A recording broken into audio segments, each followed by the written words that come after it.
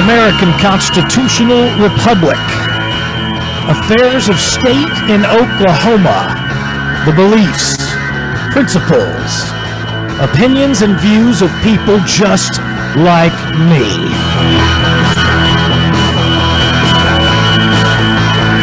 This is 3D Politics. Here we are again with creator and curator of SoonerPolitics.org, David Van. And as usual, and back from hiatus, working always, founder and scholar at Constitutional Grounds, David Oldham. And of course, your comedian, political humorist, and mood director right here, Tommy McKay at 3D Politics, your verbal Viking. All three of us again tonight. Exciting things happening on 3D Politics. We've got Michael Bates coming in at about 7:05. We're going half the hour. We're going half the hour at the top of the hour with Michael Bates. And that's going to be exciting. You know, he just had some stuff happen on Facebook. Plus, he's going to fill us in about Gilcrease Museum and how it's been, he's going to tell us how it's downsized instead of upsized. Oldham on constitutional focus tonight. The state police have identified 8 males arrested after an armed standoff in Wakefield, Massachusetts. We're going to talk about that later in the show. And Van, anything else you got? How did you guys have a good Independence Day weekend? Anybody? The highlight of my weekend was Saturday morning with Eddie Huff on a new episode of Fresh Black Coffee. Excellent. And next week, we're taking the gloves off. Honeymoon's over. We're going to start our debating. Me and Eddie. Well, I guess that's one way to do it. Yeah. That sounds great. I feel like I owe somebody some money after this weekend. Man, really? If you lived in my neighborhood, at one point I counted 8 different households that were firing off like mega rockets, like as though I'd gone to a show produced by the city or something like that. And it was awesome. That was just what I could see, and there were more that you could see kind of over the trees beyond out a mile or two. You know, Southern Hills put on a show last night. It was amazing. Absolutely amazing. Whoever heard of Southern Hills Country Club doing their own show? But it was great, and I had a perfect seat. My cul-de-sac. Yeah. That sounds great. We started the weekend. I mean, we went to 2 or 3 different shows. Started the weekend on Thursday in Broken Arrow, opening of a new corner, shopping district and everything down at 101st and Elm. New Orleans. It's New Orleans Square. That whole area is revamped and opening again, so that's kind of neat. And they had fireworks, and then we were out in Bixby on Friday, and we were at a comedy club in Oklahoma City watching J.P. Sears. If anybody knows who he is, he's a conservative who plays a liberal on YouTube and goes around with a flower in his hair and I've seen this guy. Super ultra spiritual, how to become ultra spiritual. Hey, I don't want to nip you in the bud there with all that excitement, but we do have our guest Michael Bates in the waiting room. We're going to talk about Gilcrease Museum and the throttling that he got. Let's see if we can beam Michael Bates in. Should be there.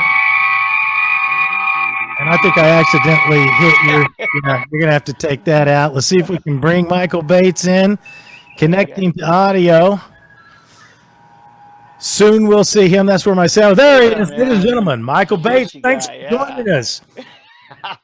Let's check. Oh, we got to get your mute fixed. This is there we go. How's that? That's fine. Standard procedure here in the room in the world of Zoom.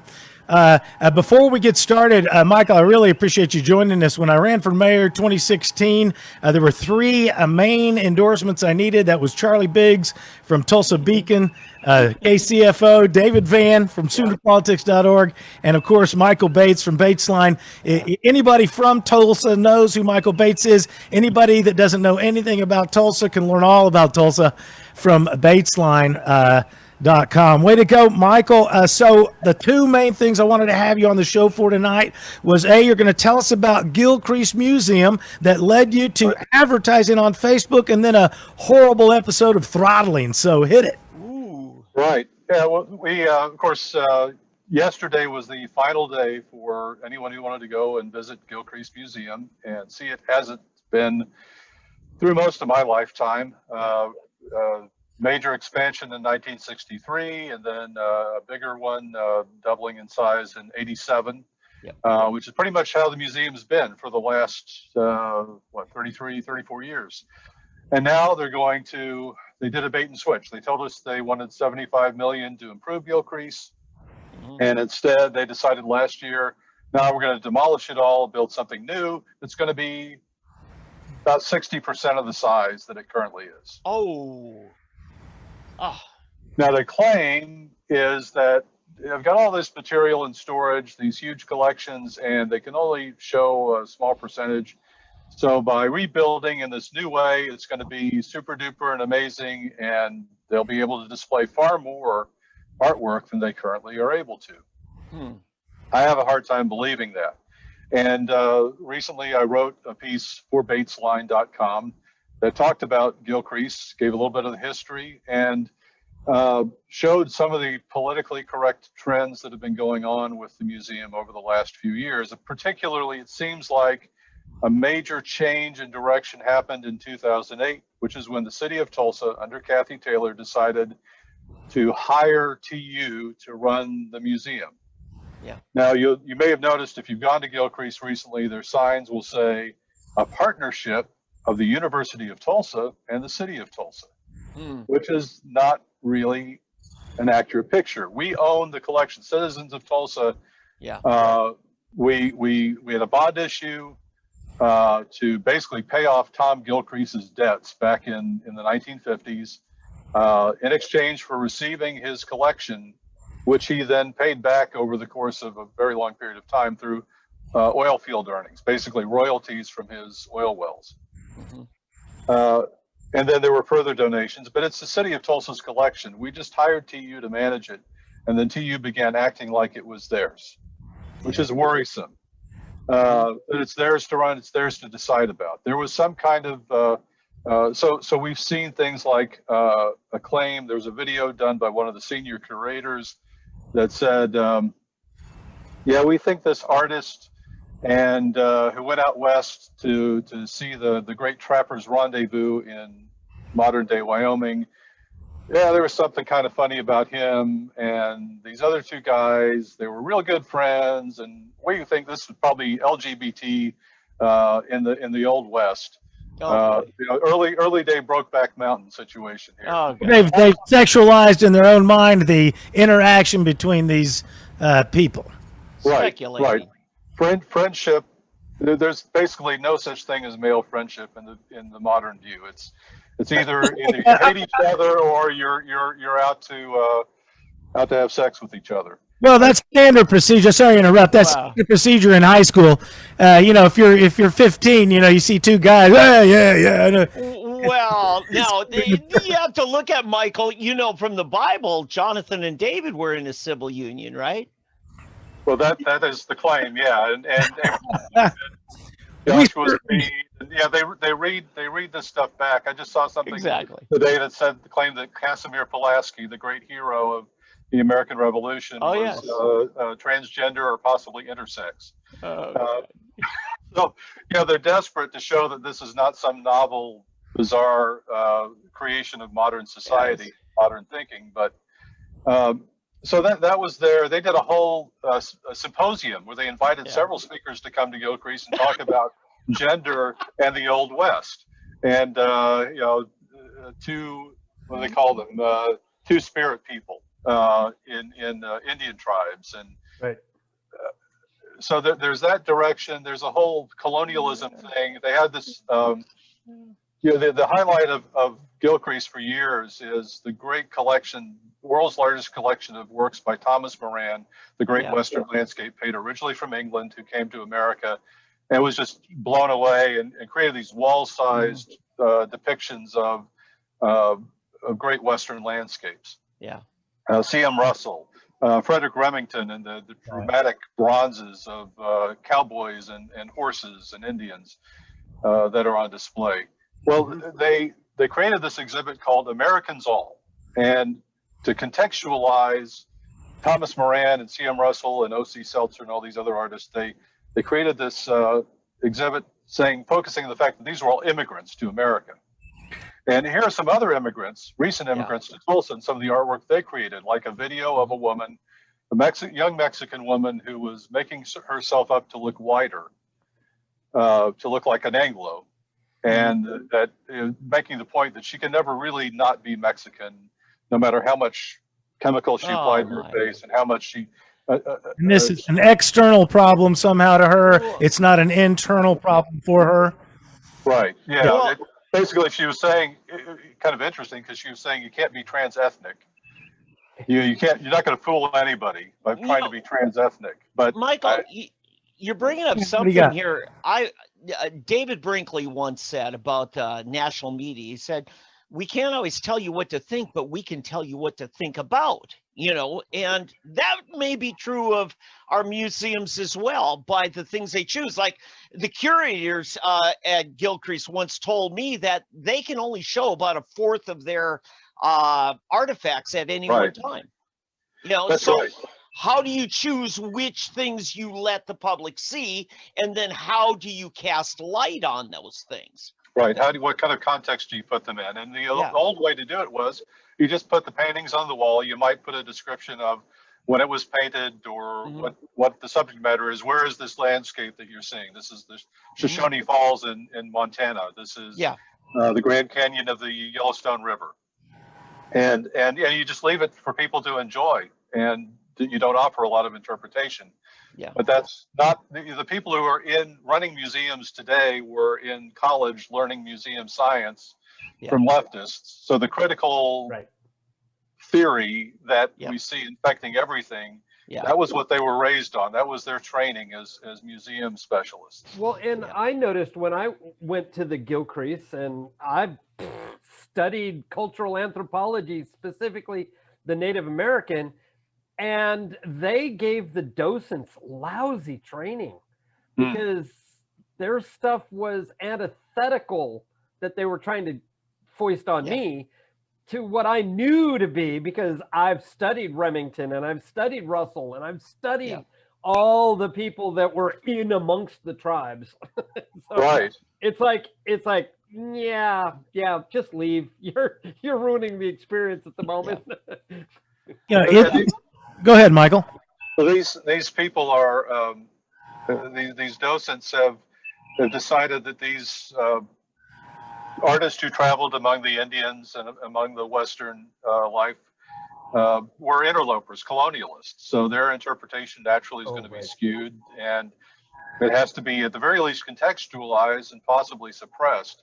One of the things I worry about with a 3-year period now, they're saying it's going to be sometime in 2024 that the new museum would reopen in a new building. That's a lot of time for things to disappear or to get forgotten in a warehouse. And it's time for people to get used to the idea. If they were closed for a month or two, people would go back and say, hey, I remember that was over in this gallery, and where did it go? But after 3 years, it's kind of like with the pedestrian bridge. Yeah. They could decide. You guys are listening to the wise and learned voice of Michael Bates from Batesline.com, joining us here on Monday night with the 3D Politics gang. That is Tommy McKay, David Oldham, and David Van. Michael, go ahead. We're talking tonight about Gilcrease Museum, and want to move into how you advertised and how Facebook throttled you when you're ready. Okay. Yeah. Well, so just to finish that thought, with the pedestrian bridge, when things kind of vanished for 3 years, it was closed off because Riverside Drive was rebuilt, and they maybe accidentally knocked down the eastern section of it, so you couldn't easily get to it anymore and couldn't use it. So that gave people a time to get detached emotionally from it.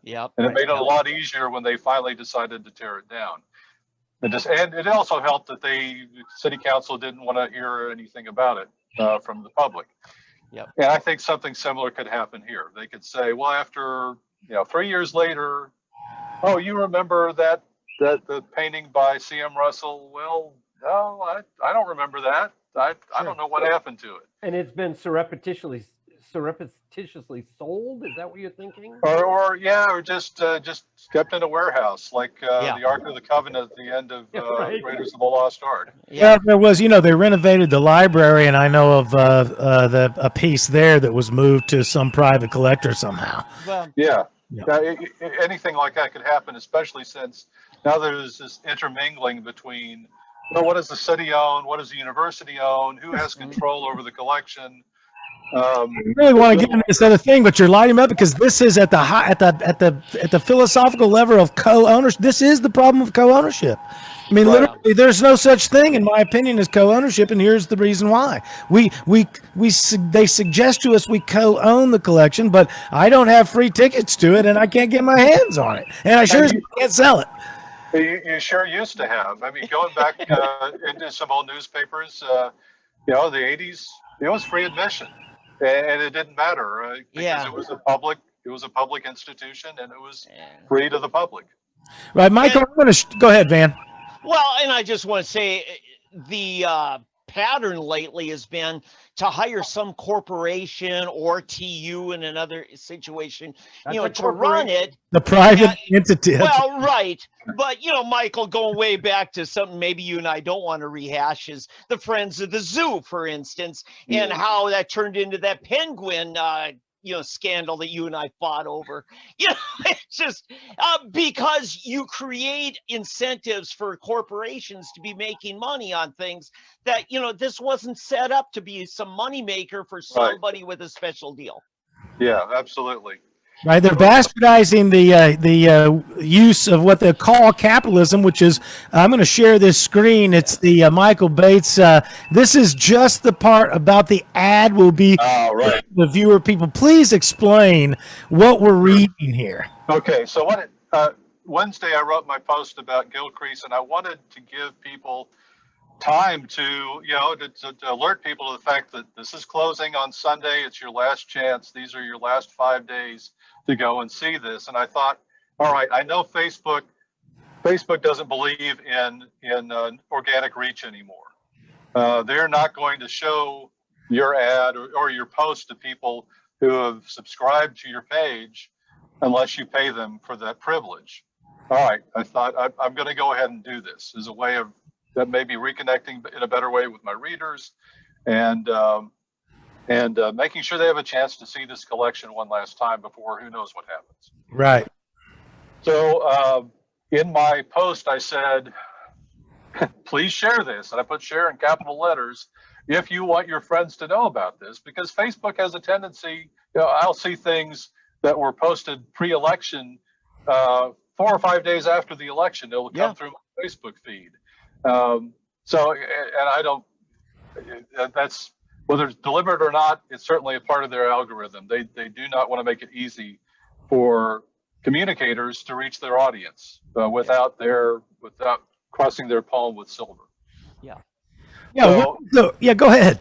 So the warning that you showed on the screen there was, hey, your ad, we showed it to fewer people than you paid for because we thought it was low quality. And it was low quality because you urged people to interact with it. Well, so it says, language that entices people to inauthentically engage with the ad or landing page to complete an action, liking the post, commenting on it, sharing it with a friend in the ad text. So my interpretation is because I said, please share this so that your friends have a chance to go see this collection while it's still there. That made it low quality, and they throttled it without, I didn't see this until the ad had finished running. I ran it for 1 day, and I was curious to see, I got a little notification, your ad's finished running, here are the results. And there was this warning. So there wasn't actually even a notification that my ad had not passed muster earlier. Until after the deadline, right? Until it was too late. I could have posted another ad, but I at that point, it's like, why should I bother? Yes. Besides an automated algorithm calculating human context, how can they know whether someone is authentically or inauthentically engaging. I could see maybe they think that's manipulative to actually tell people that they should like or share. No, it means they can't get their money. Exactly. That's the problem. They can't get their money. Yeah. If you tell everybody to call 3 friends, why, that's circumventing Facebook. Right. But and this wasn't even, this was saying go through Facebook, but share the link. Yeah. Share the link Yeah, on your own. Without paying them the extra money. Well, yeah. Yeah, that's true. That's true. That's People would why. be sharing it, and it's what they used to call organic reach. And that was, Yeah. well, you know, what you need to do is build your audience, and then you'll reach people organically. But then, you know, we all jumped in. We all went from using our own notification procedures on our own little websites and blogs, and we said, oh, you know, we can do this through Facebook. You can like my page, and you get updates on my post when I say that I've got a new post up, and that'll be great. And then once they had us all locked in, and the other technology, like the RSS feeds, I know, David, you still use that on Sooner Politics, which is great, but you know, Google Reader went away. That made it easy to have an aggregation of everything you read in one place. Yep. They got rid of it, and a lot of other things like that have just gone away, so that you were dependent upon social media to spread the word, but then we can't count on social media even when we pay money. So instead of building an audience, they want you to buy an audience from Facebook. And apparently keep buying it for forever and ever. Yeah. It's basically extortion. And tell me, gentlemen, wise gentlemen, why, like the other utilities that started out as private businesses that were turned into utilities, haven't we turned these things into utilities yet, these social media platforms? Yeah, you'd think maybe something like the Corporation Commission would have a role here. Yeah, I think Certainly it's time within for the state. breaking up Google, just like we broke up Ma Bell, we broke up Standard Oil Trust. I think Google should be broken up. I don't know how. I mean, what does Google have to do with Facebook? Well, social media. I'm answering the broader question, and it could be with Facebook as well. But you know, you've got those massive web servers that Parler only had so many places to go, right? With Facebook, they've got some of that. With Google, they've got that. They've got YouTube, which is an entity of its own. They've got their browser. They've got plenty of other things. Well, I still think that the key thing here is that Facebook is considered a public forum, and that needs to go away because they are not. They're not public. I can't put up whatever I want because I know I'm gonna get punished. Now, here's what you don't get rid of in public forum. You don't get rid of Section 230. You just declare Facebook no longer qualifies for Section 230. Correct. Oh yeah, they haven't qualified for what, 3 or 4 years. If you're not going to behave like a common carrier, you shouldn't have common carrier protections. Correct. That makes sense. Being a publisher, then you should be treated like a publisher and have that kind of liability. Exactly.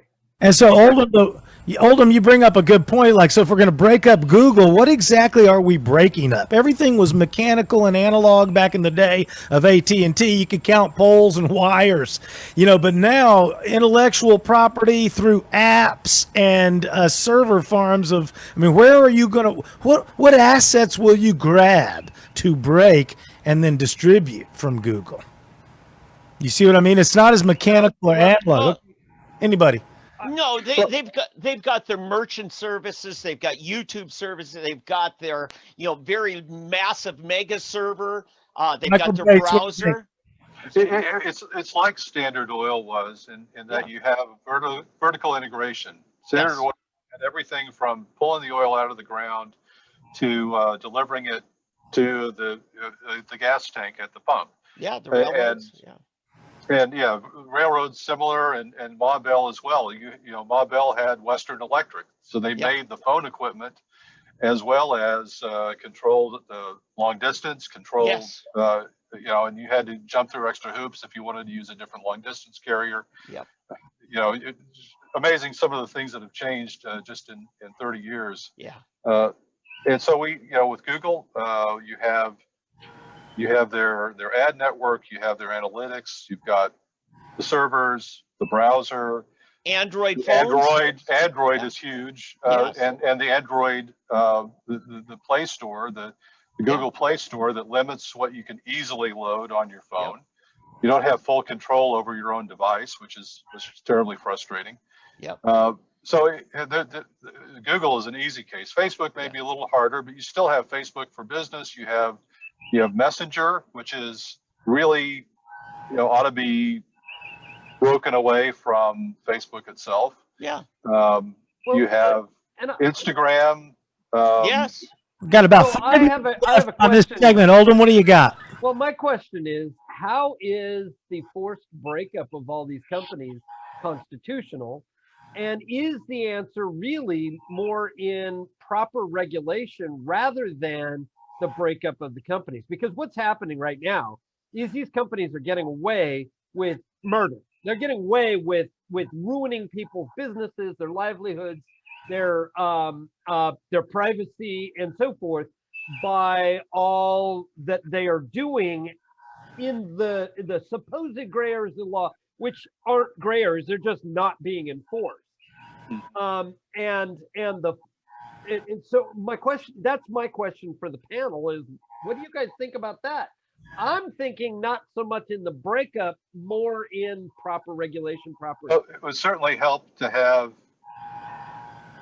force these big social media platforms to have consistent rules and to have some kind of way to come back at them legally if they don't hold to the rules that they promise. If they say we're going to have this process in place to adjudicate any disputes over posts that we take down or accounts that we cancel, there ought to be a way for them to be liable if they fail to live up to that, if they actually are arbitrary and capricious, contrary to their promises. Yeah. If they get rid of people for political reasons instead of for actually being a danger or harassing people. I just want to say, Oldham, you raise a good point, but we dealt with this way back when Standard Oil, which was the first big trust that we broke up. And my question is, was that even right? I got then? that. I got that, right. Well, But that's a separate issue than the precedents that we now have with Ma Bell, Microsoft. Remember when the Internet Explorer browser, that whole case came up? That was very similar. So you've got to have some consistency in how you deal with corporations when they use predatory practices, taking one monopoly and using it to benefit themselves in another market. No, I understand that, and that leads to the question, which we don't have enough discussion of. Yeah, is how do we deal with it first of all constitutionally, and then actually accomplish the desired effect? Yeah. Because it's kind of like the argument I have with people about term limits. Term limits don't actually deal with the problem that everybody says that they have a problem with, and that is the corruption in Washington. Term limits don't address that whatsoever. Yeah. The hope is that it would, but so and that's what I want to talk about that more. I mean, I think it's a valuable conversation to have. I think, especially having worked with you this long, Oldham, about the constitutional issues and the repetitive nature in which we see the Constitution being denied regularly. You're listening to Tommy McKay with 3D Politics every Monday night. Tonight's special guest, Michael Bates, joining us. And again, appreciate him joining us, David Vann and David Oldham, every Monday night right here with the Verbal Viking, Tommy McKay. But, as they take over all these little institutions of our co-ownership, we're never gonna be able to get anything we own out there. Michael Bates, I appreciate you being here and keeping your eye on the things that Tulsa's co-own, and we hope to have you back again another time. It'll be fun. Thanks. Okay, Michael Bates at batesline.com. Thank you, Michael. I appreciate you being here. All right, gentlemen, let's set it up again.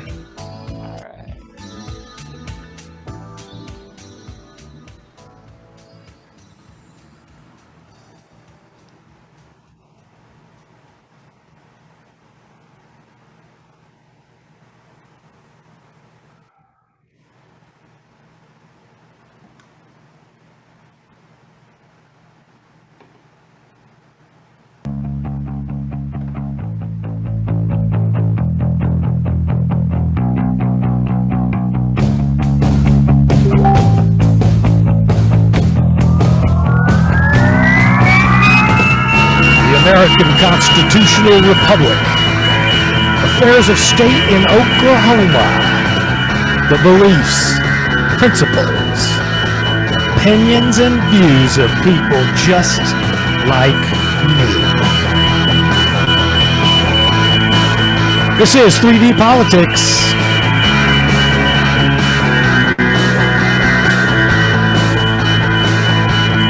Every Monday with your verbal Viking comedian, political humorist, and mood director, Tommy McKay.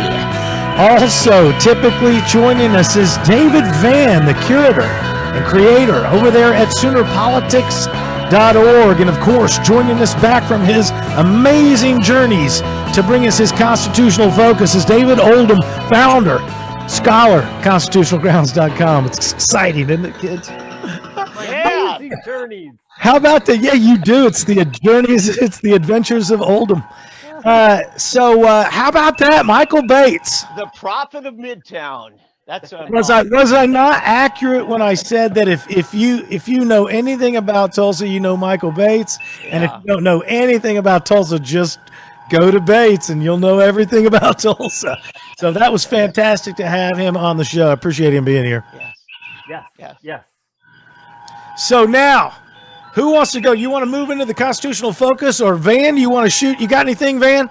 I want to hear what Oldham has to say. All right, here we go. Constitutional focus. We're going to move into the state police that identify 8 of 11 males arrested after an armed standoff in Wakefield. Some suspects are still refusing to identify themselves. July 3rd, 2021. This is by Julianne Lima and Marla Papadopoulos.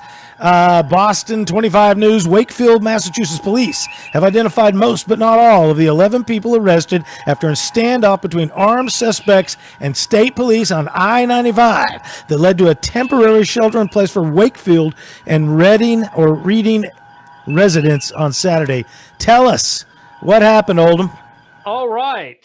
So what there's a group out there, and there's a loosely affiliated network of groups called the Moorish Sovereign Citizens. And I say loosely affiliated because there's some affiliation to, at least by name, but they all kind of claim different belief structures. What they all basically are sovereign citizens, mostly black.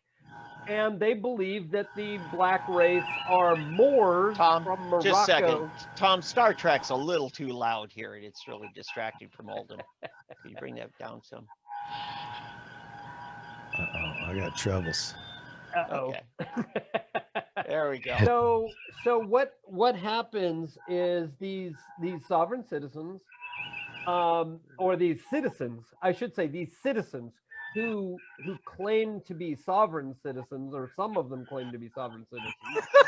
I'm dizzy. Go ahead. Well, what they were doing was they were traveling from New York and surrounding areas through Massachusetts toward Maine to do some militia training. And they were going to a piece of property where they were going to train as militia. And as they were traveling, they travel in body armor and so forth, just as though they were a military convoy kind of a thing we see on the highways all the time, as National Guardsmen go about their bivouacs on the weekends. Well, they because they also carry guns and wear body armor and are in fatigues, they chose to refuel. They carry cans of gasoline with them, and they choose to just pull over on the side of the road, refuel, rather than pull into town and fuel up at a gas station. Well, a Massachusetts state trooper pulls up to offer assistance because he sees cars pulled over on the side of the road. A good thing to do, right? Yes, it is. Fine. But what he sees are men in fatigues with body armor and some guns. So immediately he goes to the show me your papers and your gun permits. Yeah. To which they basically responded by running into the woods. That led to the standoff. That's bad. At which point he called for backup, and they all obviously ran off into the woods because they didn't have permits. They believed they were just transiting through Massachusetts, and so they didn't need them. They also are of the ilk that they believe that, you don't need permits. My brethren. But the thing is that they are actually, well, let me go on with the story rather than giving my opinion. So what happened was, after 9 or so hours, they were all rounded up. In the meantime, they are openly in front of the police. There is one of them, I think he's the leader, was broadcasting to YouTube the entire time. Yeah. Or most of the time, and producing videos. And you can go to the Boston25news.com website and pull up the same articles that we have. All of them were eventually arrested and are now each being held on $100,000 bonds. Who are the victims? 11 suspects, one of which is a minor. He's 17 years old. The 17-year-old and 2 other gentlemen will not reveal who they are. Others revealed their Moroccan names and have been charged with additional crimes for giving false identification. I tell you right now, I'm going to order one of those Moroccan names. From the story, it says right here, all 11 males, one of whom is 17-year-old juvenile, hail from at least 3 states, New York, Michigan, and Rhode Island. They refer to themselves as a militia and state and adhere to, they have referred to themselves as a militia and state, which could be another issue, and adhere to, quote, Moorish sovereign ideology, unquote, a state police spokesman said. Now, mind you, I want to show you what they are charged with. So let me show Yeah, you. because there's got to be some major victims with that kind of a bond. Well, right? troopers recovered 8 firearms so far, 3 AR-15 rifles, 2 pistols, a bolt-action rifle, a shotgun, and a short barrel rifle. Yeah, So but who are the victims? the guns are the victims. No, I mean, all they were doing was refueling a vehicle. The trooper stopped to offer assistance, to see if they needed assistance, and of course to check their papers, because that's what you always do as a police officer, is you check their papers. But there are no victims. And these are the offenses: unlawful possession of a firearm, 8 counts, because there are 8 guns found.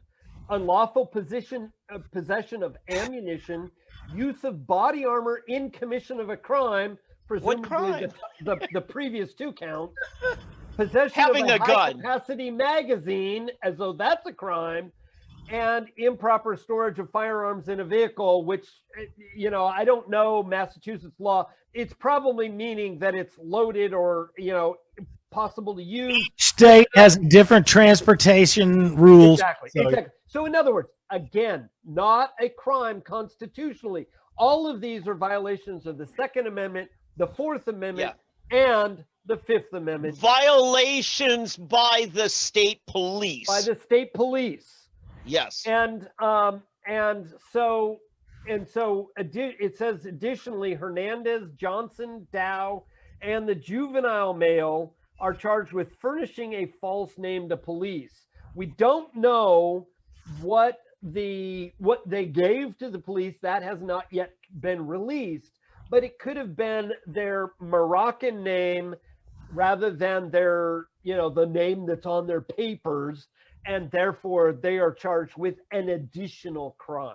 Okay. As though any of this is a crime. Now, the reason that we bring this up for the Constitutional Minute is because let's just recap what exactly. Now, mind you, I am not in favor of their ideology whatsoever. Okay, I pulled up all sorts of articles about people that claim to ascribe to their ideology squatting in a $4.2 million, You can take the screen down. $500,000, $750,000, and other denominations worth of housing that just went abandoned for a very short a period of time in some cases, and they just claimed it as their own because they're Moroccans, they're Moors, and they have the right to it. Yeah. And so we bring this up in this particular instance. They were gassing up a car on the side of the road, as any of us might do. Well, let's break. You brought up several things. Yeah. Providing false identification. Tom, do you ever go by your confirmation name, your baptismal name, or just on the birth certificate? Or do you go by your nicknames? The last 4 digits of my social are. You know, this is a crazy thing because you use a nickname and all of a sudden you just committed a crime. Well, right? Ron White has his famous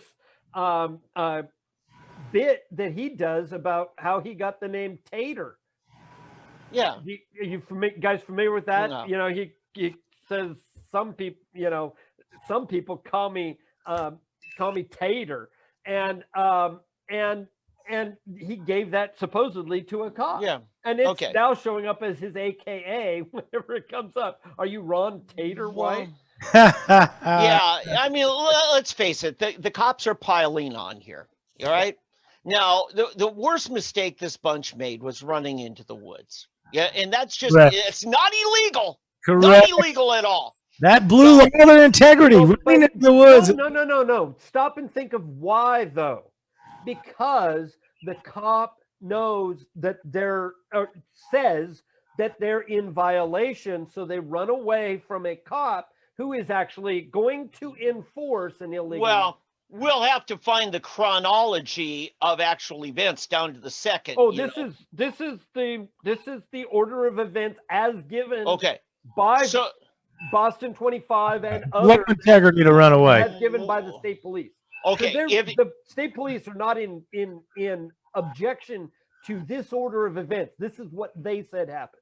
Right. I'm just saying that if you run away from a cop, you've not broken the law unless he's detaining you and then you're resisting him. Well, also, let me add. Let me just add also, if they are pretending to operate lawfully, if they think what they're doing is 100% lawful, there is no reason for them to run. Well, I understand that, but it's not illegal in itself unless they're being detained by a cop.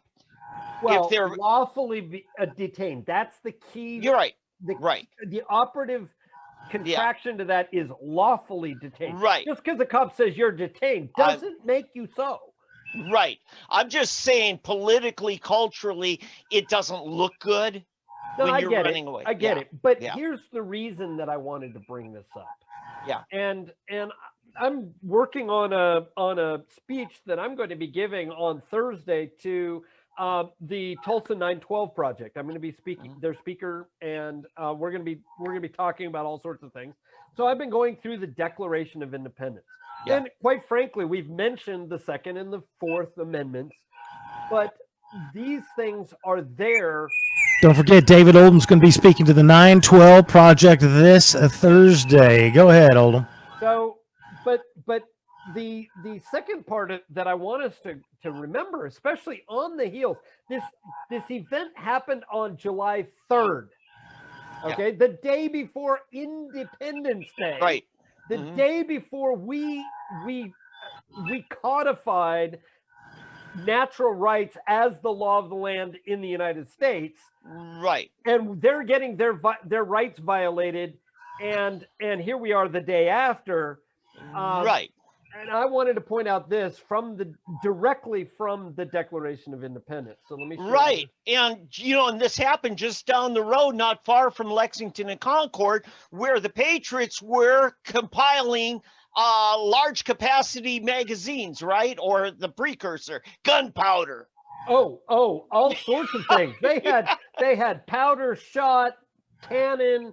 They had all sorts. What are we looking at, Oldham? This is from the Declaration of Independence, and these are a couple of the complaints against the king, the indictments against the king. And it says he has combined with others to subject us to a jurisdiction foreign to our Constitution and unacknowledged by our laws, giving his assent to their acts of pretended legislation. And then later it says, for transporting us beyond seas to be tried for pretended offenses. These are what we were condemning the king for back then. And what are we doing today to our own people? Just a second, Oldham. Context. Which constitution was he referring to in 1776, the Declaration? The British Constitution. British Constitution. Okay. So remember that the king was in violation of the British Constitution by what he was doing. He was saying that we were not actually entitled to the rights of every other Briton. Right. Because we were in the colonies and he was treating us differently. That was one of the biggest complaints. And he was saying, oh, I can do whatever I want. I'm the king and Constitution be damned. Right. About 10 minutes left in the segment. And before we get back to the story, I want to hammer down a point I was bringing up at the end of the bottom of the hour last time with Michael Bates. This is back to the Oldham refrain. He rings the bell. It's unconstitutional. It's unconstitutional. And so the problem is not that acts of unconstitutionally are occurring. We see that empirically. The problem is there is no enforcement occurring. I brought this up the other day with the thing. The problem is enforcement. I brought this up with the discussion of with Lee Dundas and the other guys there at the media thing at the rally. Everybody knows something because each one of the people we interviewed said, well, this is wrong and that's wrong. There's 1,000 things wrong. No enforcement's going on. Nobody's enforcing the Constitution. Eric Holder is still rummaging around and stuff. I mean, if we can't hold him accountable, we can't hold the guy who knelt on Floyd's neck. We can't hold anybody accountable. Okay. Well, we're holding Chauvin accountable. Yeah. Well, not according to some. I want to bring this up. This event had happened, Saturday morning, and within an hour or two, Eddie and I were talking about one of the things these gangs do. I mean, okay, they're a militia bunch, all right? Okay, 2A, the Kiwanis, the Moose Club, the Elks, whatever. Guys are going to get together and do things like this. And yeah, I'm not saying it's not noble, but I'm telling you, these guys are not from Morocco, okay? They are sponging off of some great heritage. The Moors are the people who actually invaded the Roman Empire, Hannibal, okay? Why not be a druid? I can't call him druid. Right. Okay. So, and just like, the Irish mafia that's in so many of our jails and our state prisons, most of them aren't Irish. They're just grabbing a name because it sounds like it's got dignity and culture. It's just a bunch of boys playing in the woods. Well, there's that. And at times, some of their people actually do acts of crime. They actually commit criminal acts.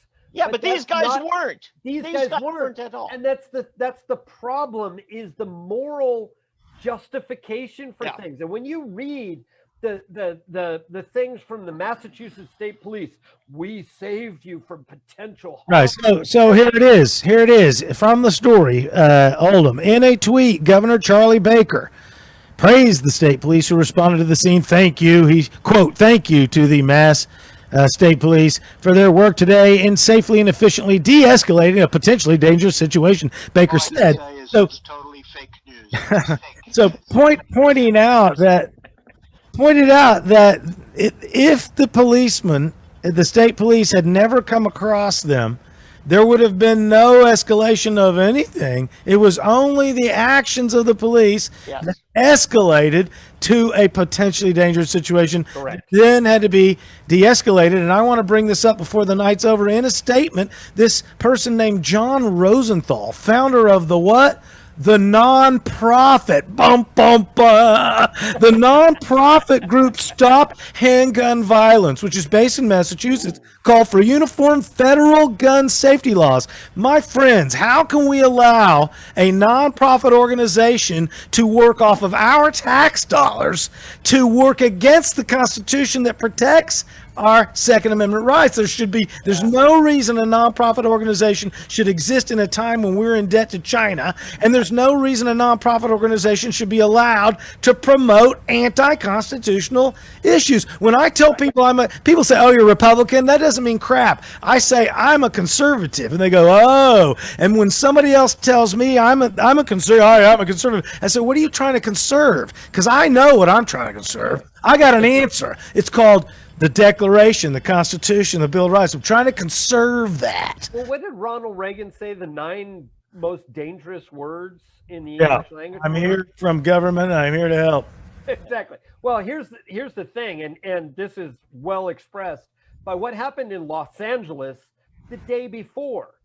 It was Thursday or Friday, and some good neighbor turned in a gentleman for a bunch of supposedly homemade fireworks. 2.5 tons of fireworks this guy had in his house. Wow. Now nothing had happened, but somebody became afraid, and so they turned him in. Well, the LA County or the LA City bomb squad came out with a tractor trailer to take away all the stuff. Supposedly was all very dangerous, which is too dangerous for you to have, but it's okay for us to have. Well, and that's the point. And they put some of the most dangerous and the most unstable stuff in their containment vessel, which they also had there.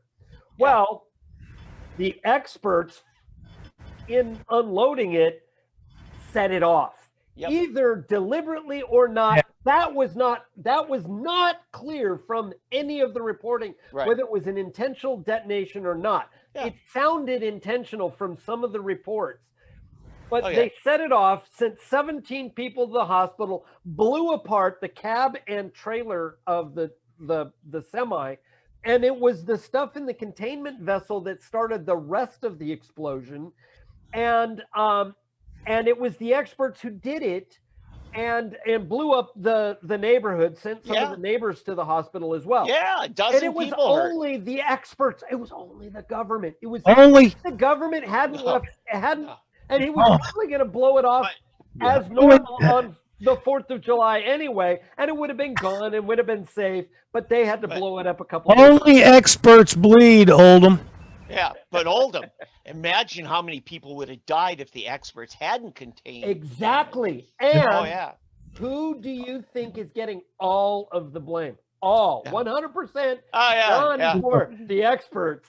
So, from this John Rosenthal, he says, quote, Congress, this is John Rosenthal, that nonprofit org, Stop Handgun Violence, quote, John Rosenthal, Congress needs to enact laws that require background checks and licensing and restrict the sale and ownership of military-style assault weapons that are clearly meant for war and cause harm to innocent citizens. Rosenthal says, you show me an innocent citizen and I'll show you a damned liar. Okay. I've got to launch here. Okay. Here's our problem. When our government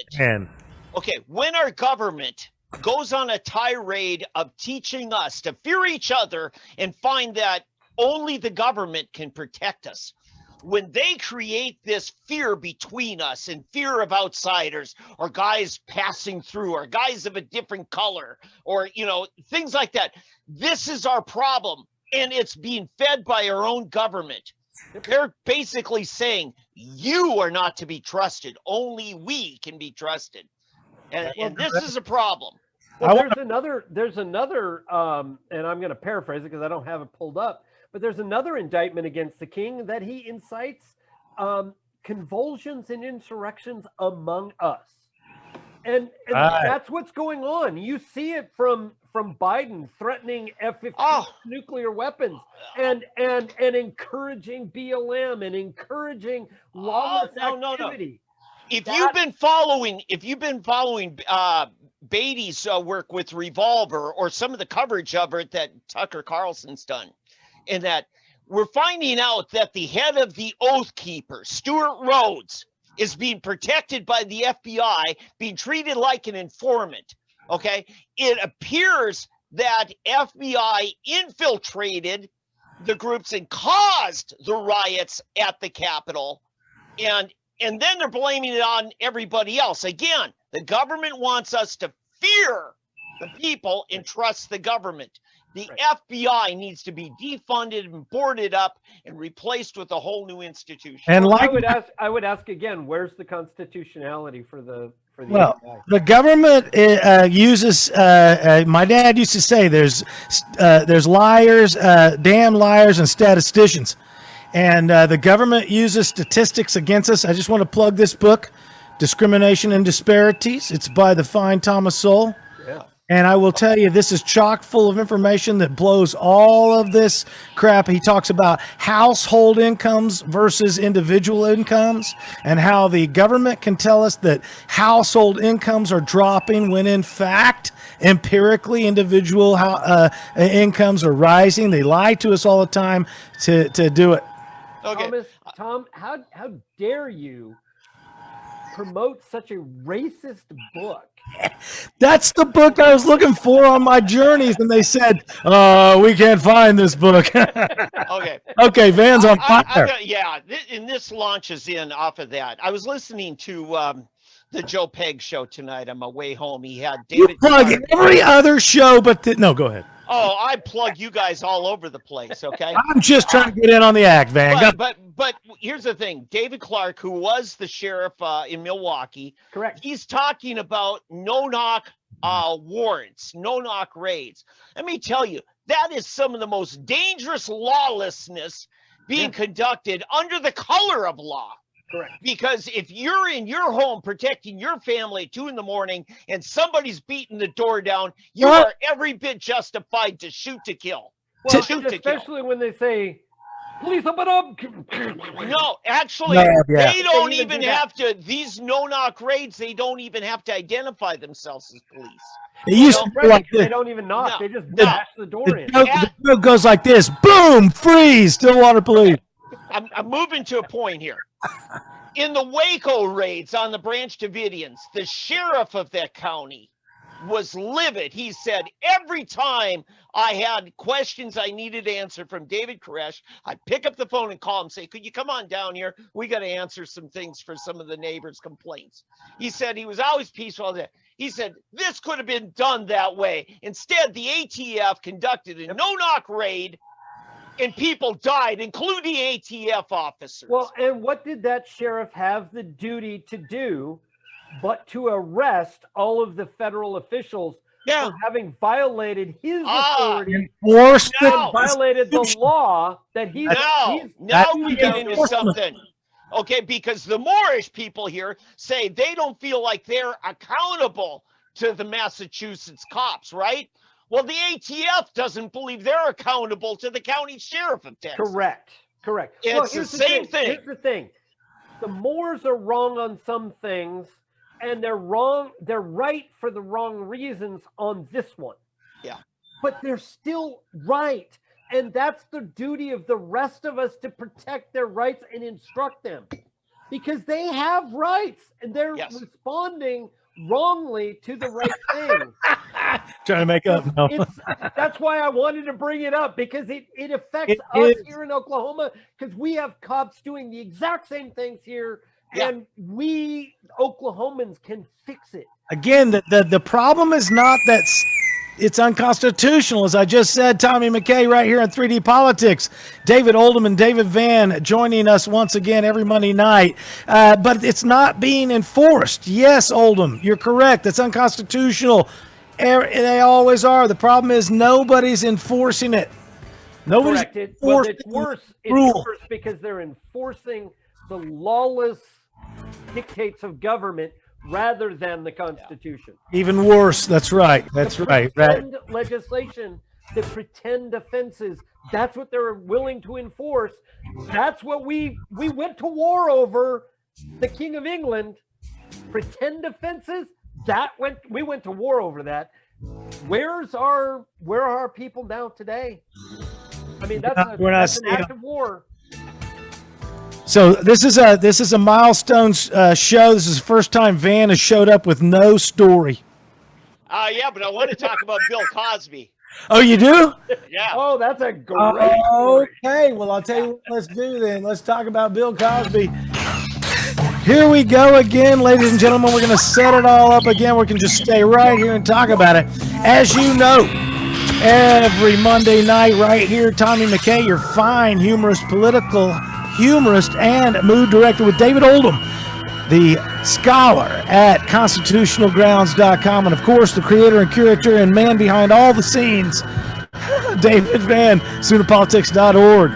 What a coup. We got old Michael Bates, the man who all the skeletons are hidden in Tulsa. So yeah, boy, I heard some of the stuff he was talking about at the top of the hour, 7 o'clock, when he was explaining what they did to delay the tearing down of the pedestrian bridge so that we all got used to it.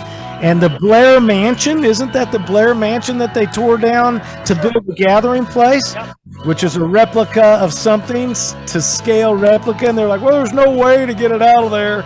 We can call a man a girl, but we can't get that structure out of there. They can do, and plus, I remember the river when you could get to the river. Now the gathering place that won all these awards, you can't get to the damn river. You can't get to the river. They got you, keep you from the river.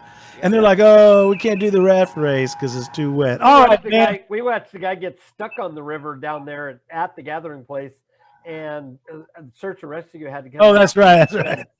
Save him. Yes. All right, Van, you want to talk about Bill Cosby. Is that correct? That's right. All right. Well, let's hit it then. Jello pudding, yes. So evidently, a lot of women were complaining that they had been taken advantage of by Bill Cosby. And pseudo-government, no, it was a civil suit these women were wanting to charge him with. And the government was kind of taking the sides, but it wasn't a criminal prosecution. They wanted to compel Cosby to testify in the civil suit, and he was claiming his Fifth Amendment rights against self-incrimination. And so they made a deal with the prosecution and the courts to say, yes, he cannot be charged criminally. And sure enough, civil lawsuit, he got hit with a big time penalty for abusing these women, exploiting them, sexually molesting, all kinds of things. And then they turned around and said, now that you're found guilty of doing this civilly, we are going to come after you criminally. And sure enough, the prosecutor said, yep, disregard all of those agreements. We're going after him. And sure enough, they convicted him. Well, except he had the right to appeal to a higher court. And the higher court said, you know what? That was an agreement. And he should have never stood trial. He has been harmed. Now, actually, that'll be a separate suit. He can now charge them with malicious prosecution, wrongful imprisonment, loss of livelihood, loss of his liberties. Yeah. And now the state is likely to have to pay Bill Cosby a ton of money. Oldham, what do you say? Oh, no. I agree completely because he wouldn't have actually taken the stand, because you can never be forced to take the stand.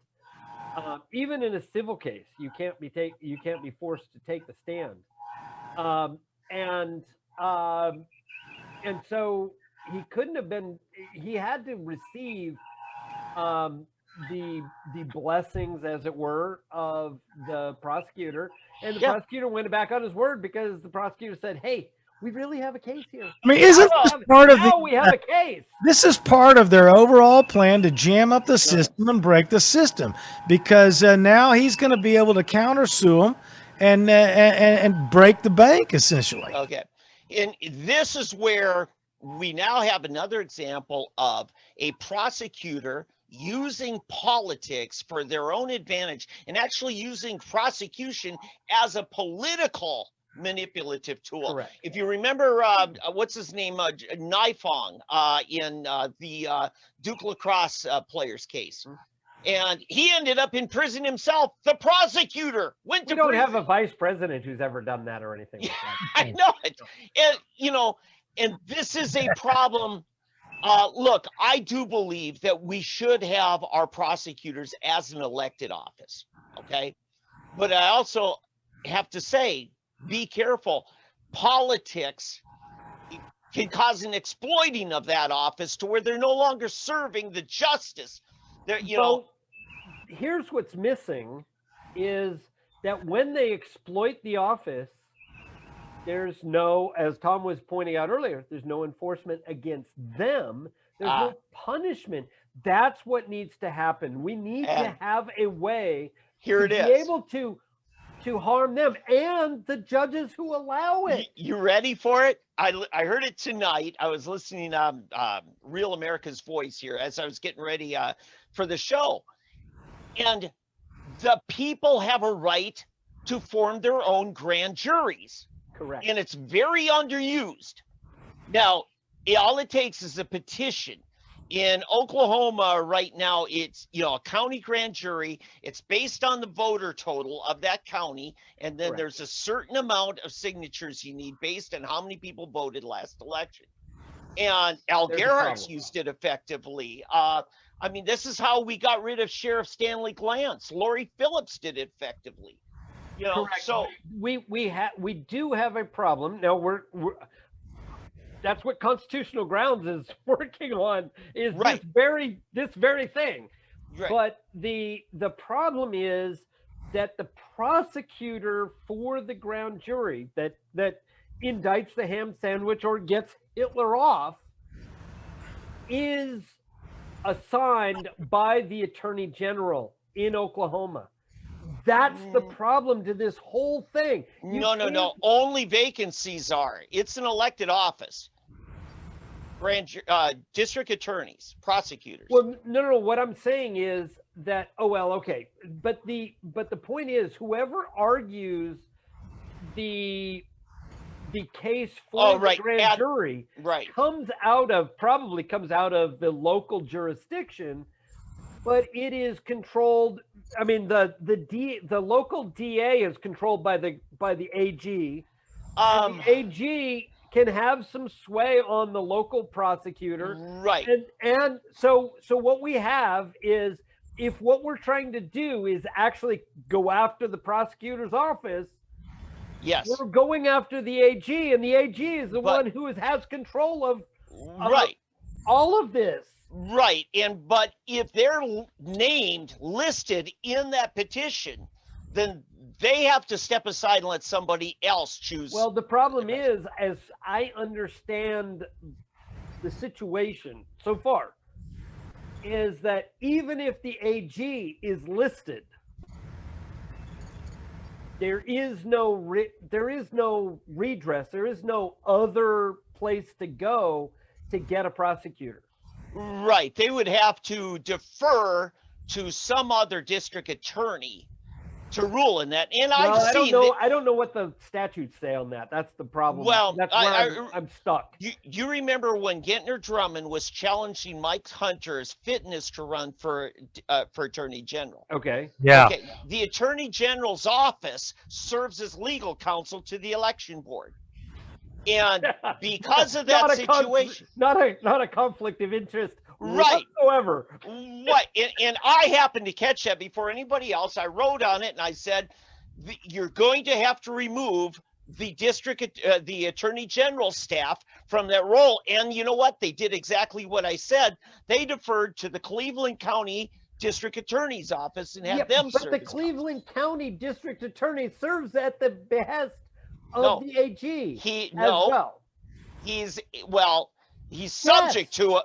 He's subject to him, but he's elected by the people of his district. I agree, but he's still also subject to. You are listening to the weeds way down deep, and we comes every Monday night on 3D Politics. Hit it, boys. But here's what I'm getting at is that's how we got rid of Stanley Glantz, right? The people can rise up. Was people Glance can- that bad? I must have missed it. Stanley Glance was horrible. What happened to him? Why was he so bad? Well, He had a reserve deputy that he liked shoot a guy instead of a That was hello. that was second responder, right? Hey, the guy who, Oh damn! I shot him. That was Bobby Bates, now right? mind you, I do not defend him whatsoever. But the Okay. guy whose body cam everybody knows Oh. of the takedown is a friend of mine, a soccer friend of mine, and was nearly shot because he had him like this, and the bullet went underneath his arm through to the bad guy. Oh. And almost shot my buddy. All right, that's a sudden Okay, part, but man. the point was they faked the certification of Bob Bates' training. Oh, that's why Stanley Okay. went. All right. Right. And Glance was looking the other way, and he was sloppy, right? And corrupt. I'm not seeing that you Good old boy. actually qualify. Good old boy is what they call it. So, but here's the thing: we don't use this enough, folks. We don't use it enough. Grand jury, you mean? Right. Yes. Right. Correct. Oh, Yeah, absolutely now, not. They don't even know what it is. California- Kids today don't know what it is. Oh, in California, a grand jury is seated for 2 years in every single county, and it's always sat. They're sat. They show up 5 days a week to No kidding. Well, this. right. But this is a citizens grand jury where a different prosecutor is assigned over it. Okay. No, I agree, but what I'm getting at is in California, where I come from, a grand jury is a normal part of doing business to oversee government activity. Yes. Here in Oklahoma, it's like, no, you got to pull eye teeth to get a grand jury. So then why is California in hell right now? Fuck. Because they don't have a Oversight. Okay. It gets back to enforcement because the grand jury is not being enforced. Then. Okay, I'm trying to get down the road here. All right, man. Sorry. Get it in there, though. Get us to first base. Right. They was running for third. Yeah, but see, the grand jury, it is really important. And here's one of the things I kick myself for not being part of is when both Scott Pruitt was our attorney general and his successor, Mike Hunter, sealed and held on to the Pitcher Tar Creek audit until one day after the statute of limitations ran out. Oh. Their justification was, we decided not to indict, and therefore we sealed it so it wouldn't cause harm to the reputations of the people in it. Here's the problem with that. The guilty people in it. Here's the problem with it. Please. Is they aren't the only ones who get to decide whether or not to indict. The people should look at it, and the people should decide whether they want to impanel their own grand jury. Correct. And that's the problem, is they've turned this into a monopoly over justice. And the children of the world, the children of the nation have been not only, like Oldham was saying, not only untrained, but mistrained. They've been misinformed about civic duty. I should have learned about what it took to be an elector for the college when I was in 9th grade. I should have known. Oh, yeah, I know. I learned that. I never known no crap. And everybody who complains about the Tulsa race massacre, nobody taught me that. Those dirty racists. And the fact is your public schools jammed you on that.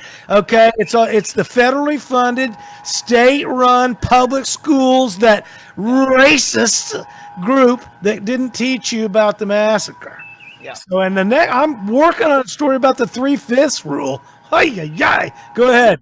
Oldham. And here's the thing: is as you look back in the teaching of the 1921 race riot, you actually find that it was taught throughout history in Oklahoma schools. Really? It was in the textbooks. It was there. Whether or not it was taught in the classroom is a separate story. Fantastic information from David Oldham right there at constitutionalgrounds.com. Joining us typically is David Van with SoonerPolitics.org. And here I am, your verbal Viking, Tommy McKay at verbalviking.com. What do you got, Van? Yeah, so getting back to Bill Cosby, it's going to cost the people and tax dollars to recompense back to Bill Cosby that which was robbed from him. Now, somebody said on the news, I'm going to name names. It was Fox 23, KOKI in Tulsa, said Bill Cosby was let off after serving 3 years of a 10-year sentence. I say, you lying sack of crap. 3 years. He wasn't let off after only serving 3 years of a 10-year sentence. The 10-year sentence was ruled unconstitutional. Right.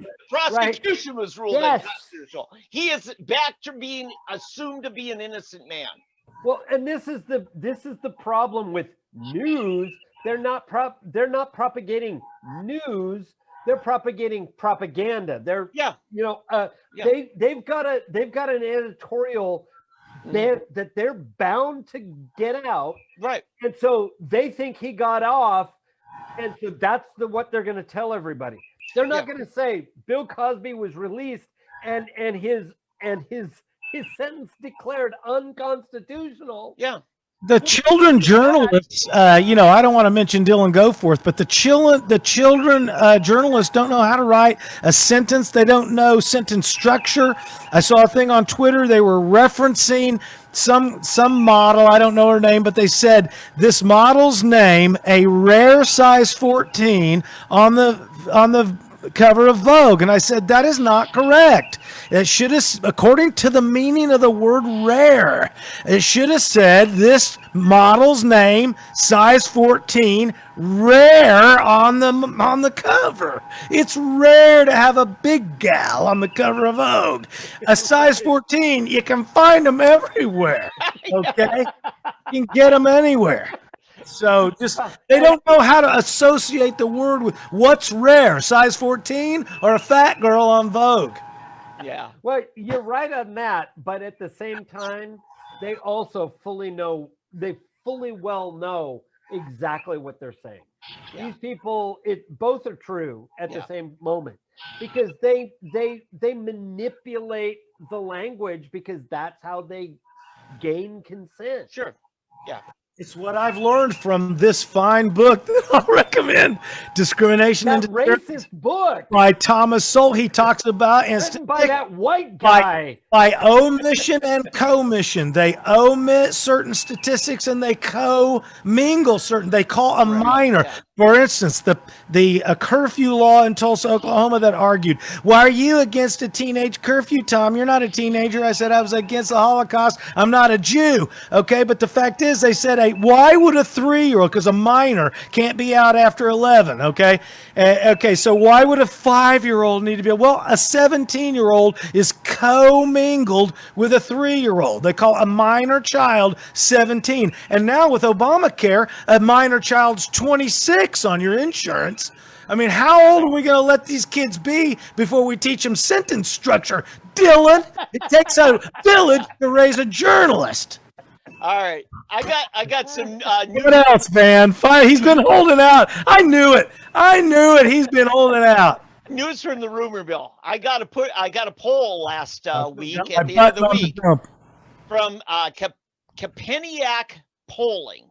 Okay? Oh yeah, who knows? Quinnipiac, right? No. Quinnipiac? Go ahead, man. Kapeniak. When I looked it up, I Googled the word, and it just comes back, the character who worked with Frank Underwood in House of Cards, okay? Yes. Okay. You're talking about the poll that we've all gotten on a text message. Yes. Email. Okay. And they're asking if you had to vote today for U.S. Senator, and the choices were James Lankford, Jackson Lawmeyer, and Nathan Dahm, which one would you vote for? And so, and I'm trying to find out, because listen, folks, Nathan Dahm is planning something for next year. I know Nathan Dahm, and when he's going in high profile, he does certain things like have a booth at the state convention. Okay. There's just a lot of things. And yesterday I run into his brother-in-law, Shannon Grimes. Grimes, he's playing. I don't know what's going on. Yeah. But the interesting thing. Hey, Nathan just got married. I I know. He's not even a month into his marriage, so I give the guy a break. I'll tell you, you know, here's how I know. Motorcyclists on the road. Here's how I know when Nathan's planning something politically. Okay. He returns my phone calls. Ooh. Because the rest of the time, you know how it is getting Nathan to return a phone call. That's true. That's true. You know, Oldham knows what I'm talking about. But I do. So I can find him in his office, but I can't get him to return a phone call. Yeah, exactly. Now, here's the thing. Here's the thing I want to talk about. This is why I don't do early endorsements. Period. Right? Right. Because we don't even know who all the players are. The first night we had Jackson Lawmeyer on, I said there's likely to be others enter this race. Sure, you did. True. That. And we've all said that, I think. Yeah, I hope. disagree. I hope we. You guys. I would see. John Bennett came right up front saying, "Yes, I'm endorsing it." Okay. Yeah. I would not have done that, John. I wouldn't have done. No, and the Norman. Actually, I talked with John about that, and I talked with him about that last weekend when we were out at the Jackson Lawmeyer event when Tom and I were there. Yeah. And he said, "Look, for now, this is who's in. When we'll revisit it," and he even said that he would give the same exact speech he gave for Lawmeyer. He would give it for Langford's rally. If Langford would have him at his rally, he would have given the same speech. Now, whether or not Langford's people would have liked his speech, that's another issue. John Bennett gave a rousing speech that had nothing to do with Lawmeyer, everything to do with the Constitution, holding constitutional principles. Absolutely. The Norman transcript tried to run the contention that it was just normal behavior, that once you're elected as state chair, you don't have an opinion anymore. And that is literally my question to Bennett was, do you have to check your opinion at the door when you're elected? And I just don't think so. And I've had conversations with Van where he thinks he's got to be super scaredy cat, in my opinion, to make sure not to say something to offend. And yet I think in a way, you know, when you are elected chairman of the state GOP, your job is to tell everybody who you think is best suited for the job. And when it comes, okay, and I'm sure you're. No, that's all right. Go ahead. There's a difference, and John didn't do this. Okay, John didn't come out and say Lawmeyer is the better person for the job. He didn't say that. Bennett did not say that. Bennett proposed and promoted constitutional principles straight from the Declaration and the Constitution. That's what he proposed. Now, if Langford will have him, as he said, he would go there and propose the exact same thing there. Now, he did say from his personal view that he believes that Lawmeyer is the better candidate than Langford. But that's his personal view. That's what I was saying, and Van disagreed with it. That's what I'm saying. No. You never said from the podium that who was the better candidate. He never said that. Yeah. He said that only when asked that question directly by reporters.